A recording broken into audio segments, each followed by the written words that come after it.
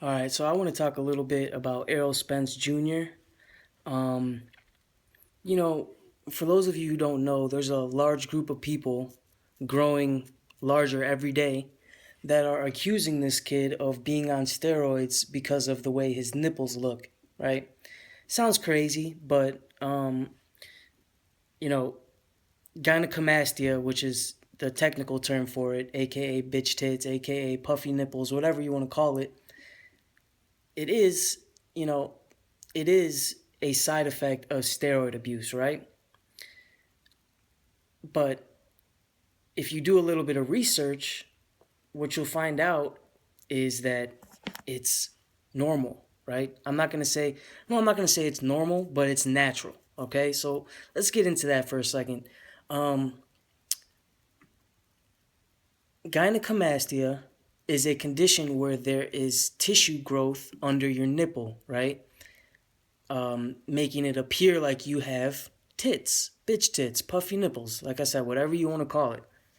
Um, if you do a little research, you'll find out that up to 70% of prepubescent boys have this, right? It might not be as obvious as Errol Spence's situation, but most prepubescent boys have at least some sort of breast growth, right? And then when they go through puberty, the shit goes away. But of those 70%, I think for 15% of them, it doesn't go away, right? So basically that's just something that you're stuck with, right? If you're one of those, you know, if you're part of those 15%, right? So what did you hear that I just said? Basically, the important part is that A, it's natural, meaning you do not have to take steroids or drugs or do anything wrong in order for you to be a grown man with bitch tits. I know it sounds funny, but let's be serious here for a second, all right? And secondly, you can easily prove that Errol Spence's situation is not about, is not about PEDs by doing one simple thing. All you have to do is find a picture of Errol Spence when he was younger, right? Because if he had this before, before he started boxing, well, that would say that most likely he's had it his entire life, right? Of course, if he didn't have it before, then he turned pro and he's knocking guys out, and then all of a sudden he's got puffy nipples, then you know something's wrong. But anyways, I'm bored. A couple days ago, I'm watching a Showtime card, an old Showtime card with Gary Russell Jr., Errol Spence, Terrell Gaucher, and I think it was either Dominic Brazil, or Rashi Warren. It was Rashi Warren, as a matter of fact. But anyways, I think this was like their pro debuts, and it might have been Errol Spence's pro debut. I'm not sure, but right before his fight started, you know how they do the little background. They give some info on the kid. He's a 2012 Olympian. Blah blah blah. They show a picture of him when he's 15 years old, when he first started boxing, right? And he's shirtless, and his chest looks back then the same as it does right now. So for me, that's already enough proof saying that this is not something that just happened. This is not something that from steroids. This is this is just Errol Spence. That's all it is. He's probably had this, like I said, his entire life, right? But you know, and you guys have to excuse me. Usually, you would have someone putting that exact picture up right now, so you guys can see it with your own eyes. But my computer's down. I can't do all that fancy shit.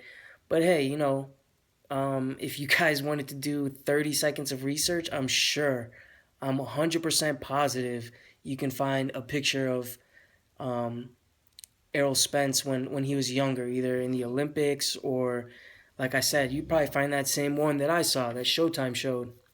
But,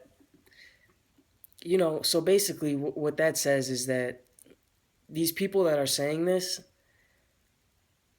you know, the people that are trying to build this case against Errol Spence just so they can take him down if he gets too successful, the case is closed. You guys are full of shit. And here's the sad part, okay? This took me literally 1 minute of research and not even 5 seconds of brainstorming. As soon as I saw that picture, and looked the shit up, and there you go. Simple, case closed. But here's the sad part about this. These people that talk about this, that accuse Errol Spence of being on steroids, these people will point the finger at you and tell you that you are biased, that you are unfair, that you are a reverse racist or whatever the fuck you call it.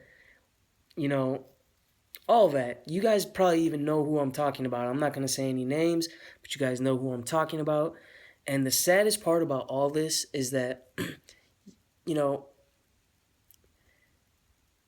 they're the ones, sometimes I try to figure this out. I go back and forth in my head, like, are these guys fucking around and just saying this to try to piss people off and to just stir the pot? Or do they really believe that they're not biased? Because, to me, I have just this one little example, and there are hundreds of examples I could give, but just this one little example will give you guys an idea of what we're dealing with here, okay? There's a fighter named Alexander Povetkin. You guys probably know who he is. He's a Russian fighter. Not too long ago, he was supposed to fight Deontay Wilder, and he failed a drug test, right? Or, I don't even know what the correct terminology is, how I should say that with these PC people, but either way, an illegal substance called meldonium showed up in his piss. First, it didn't show up for his first couple tests, and then it showed up in his piss, right? So, basically, everybody got this information at the same time. We got it the same way. We probably all read the same article, right? But for some reason, a large group of Americans, I'm not going to say they were all white Americans, but a large group of Americans, mostly white, went to the ends of the fucking earth to try to prove this guy's innocent, right? Innocence. You had people researching day and night, calling VADA, calling the WBC, shit, flying to Russia to get their own fucking samples. Who knows, right? But then you have a case like Errol Spence where they see something that is natural, and they probably know that it's natural. And just like that, he's on steroids. Just like that. And this is supposedly a guy that they're supposed to like, because like I said, they're telling you this whole time that they're not racist, they're not biased, they don't like certain fighters because they're not exciting, they're not knocking people out, right? Well, what's the problem with Errol Spence? He's exciting, he's knocking everybody out, he's young, American, just like most of you guys. But the second something happens, boom, he's on steroids. And I've seen people make 20-minute videos just talking about how this kid's on steroids now, right?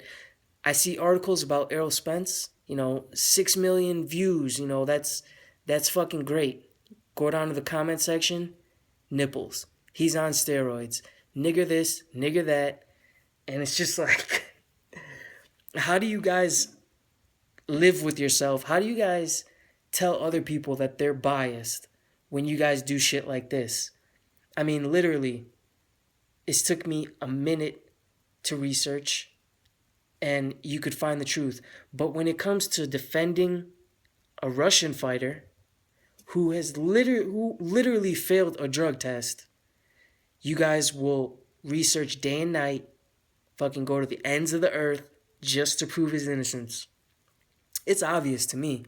It's just another way for you guys to discredit a certain fighter with a certain skin color.